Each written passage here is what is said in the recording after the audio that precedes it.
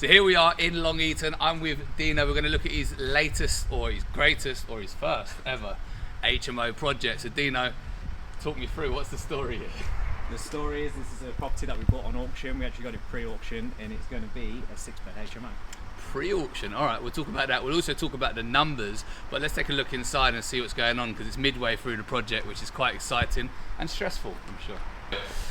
Right, so we're inside. I can see that we're getting on with some plastering. You can see that the work's underway, but let's have a little talk about what the actual plan is. How many rooms are you making? So it's going to be a 6-bed, but there's going to be 5 studios and then one that just has to do with the ensuite. So when you say studio, what's a studio? How do you define that? So for us and most of the people, a studio would be a bedroom that consists of kitchen facilities and an ensuite. Nice. So you've got an ensuite, kitchens, quite big rooms, quite big facilities. So 5 out of the 6 are going to have their own kitchenettes, their own sort of, and what sort of kitchen facilities are in there? So within all of our studios, actually, we've got an oven and a domino hob. Nice. And so how many of these have you done before, these sorts of projects? 0. So absolute zero. Absolutely So you're coming in nothing. completely novice. And Absolutely how are you nothing. finding it? Rough with the smooth. it's a learning curve, but we always said if we're going to hit hurdles, we'd rather be on property number 1 than number 10. Yeah. So it's all positive. Like I say, even if you're 2 steps forwards and 1 back, you're still 1 forward. So we're getting there. Nice way to look at it. Are you you got construction experience? No. So you're using. So how are you going about the work here? Are you project managing? You getting a firm in? Who's doing it? So we've got a firm in, but we're on site a lot. So we kind of like, we want to learn as we go rather than just having someone in to do it and then give us the keys back at the end.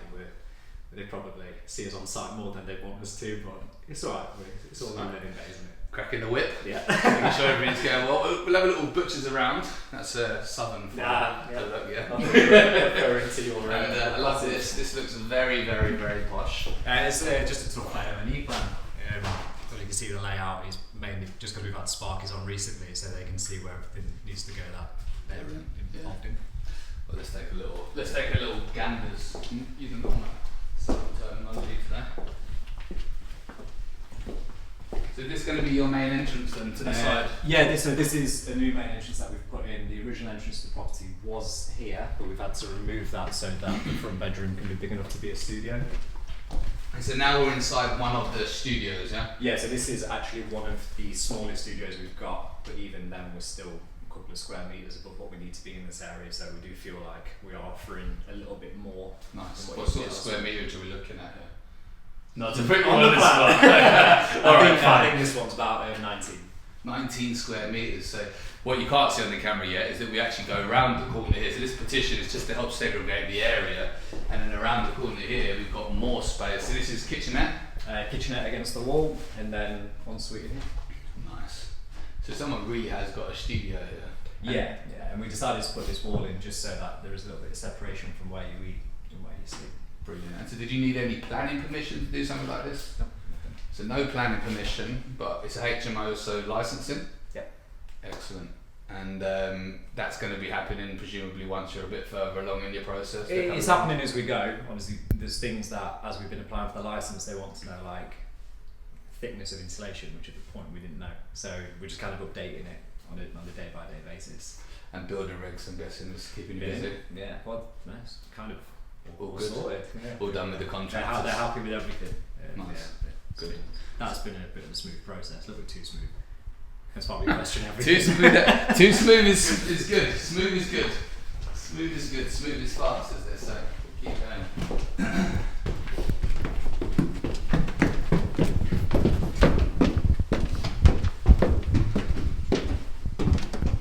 So what am I looking at here? This is the second largest studio that we've got on the property. Nice. Again, kitchen facilities against the wall. There's going to be a little bit of a bar area here. Brilliant. So you can eat with the view. Ensuite in the corner, and then there, TV on the wall. Alright, so one of the things that people are going to be wondering are what sort of numbers we're looking at. How much did you buy the property for? What sort of money are you spending on doing it? And then what sort of valuation are you looking for at the end? So the purchase price of this property was 220, but with the auction fee it came 230. Yeah. The build costs originally were sort of forecast around that. We had a budget in mind of 120, so inclusive of the VAT, it came in at 120. We're probably looking more like 140. Okay. And so that's a key lesson in there as well, is always factoring in the contingency, which you'll always hear people talk about when you go, no, I've got the price, it's fine. And we usually say about 15%, that probably is about 15%, 120 plus 15%, 138. It's the unforeseen. It's new roof, well, a new roof, new walls, things that until we got in there and ripped things down, we were never going to know about. Yeah. But it's kept us on our toes a little bit. It's good. And final valuation, GDV, what are we looking at? We, just based on what we know that people have had in the area, we are forecasting between 450 and 460 on a commercial valuation. 450 to 460, so how much total money in? 390. About 390, and then we're going to refinance back 460, so how much do you end up leaving in? About 45 to 50. So you're going to leave about 45 to 50 in, and then the key thing, once all rooms are fully let, what sort of cash flow on a monthly basis in terms of profit once you take out all your expenses? Profit a year, we're talking between 17 and 23,000 pounds. Nice, so that's just shy of £2,000 a month basically. Yeah. Nice, so it's a good return on £45,000. Yeah, I mean if we get the top end, we'll be looking to get our money back in like a year and 4 months. Nice, yeah, brilliant. Well, congratulations, let's take a look at some more studios, they're looking good here. Okay, so this one's similar to downstairs. Yeah, this is our Studio 3, which is identical to downstairs. And then we've got TV up on the wall here. Yeah. It's a nice little bedroom space, and again separated out into a nice kitchenette space. So domino hob was a term you used. A lot of people won't know what domino hob is, but when you say it, it's going to make perfect sense. What's a domino hob? It is just a narrow hob with 2 burners on. Perfect. And then what have we got in the ensuite? Not to ask a silly question, but are we looking at shower in here? I take it from the pipe, but we're looking at a shower. Yeah, so we're going to have a shower unit on this side of the wall, toilets in the corner, and the sink straight ahead of the door. Spot on, brilliant. Well, show me the, let's have a look at the penthouse. Now this space is pretty special up here. Yeah. And people are probably thinking, well, this isn't the biggest room. And that's because this is only part of the biggest room or studio, isn't it? So this is kitchenette. This is kitchenette against the wall. We have a bar area here and an ensuite in the back.